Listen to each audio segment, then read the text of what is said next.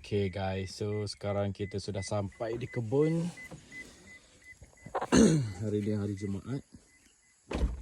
Kita disambut oleh babu, nama dia. Jom kita pergi tengok kambing.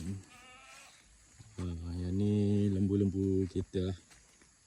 Ada 5 ekor semuanya lembu. Dia makan buah rambutan. Ini adalah lembu kami. Ada 5 ekor. Walaupun hujan.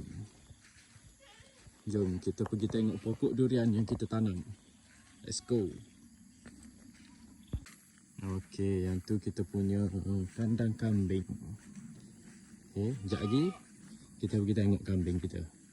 Tapi sebelum tu kita pergi tengok anak durian.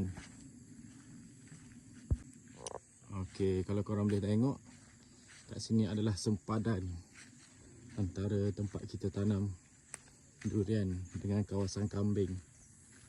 Saya buat macam ni sebab tak nak bagi kambing dengan lembu kacau. Okey, jom kita tengok hidup ke tak pokok anak durian kita. Ni alhamdulillah masih hidup. Nanti kita akan bagi baja.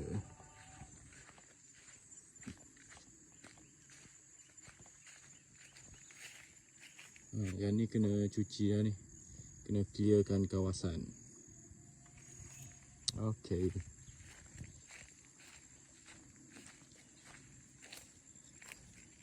Yang ni pun hidup, alhamdulillah.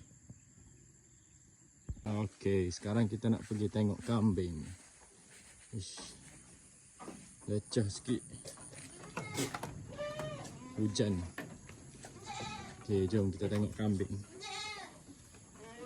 Ni kambing-kambing kita. Okey, alhamdulillah sihat semua.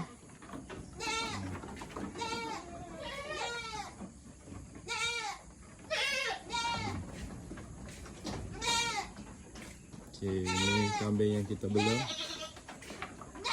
Tak banyak dah, ada sikit je.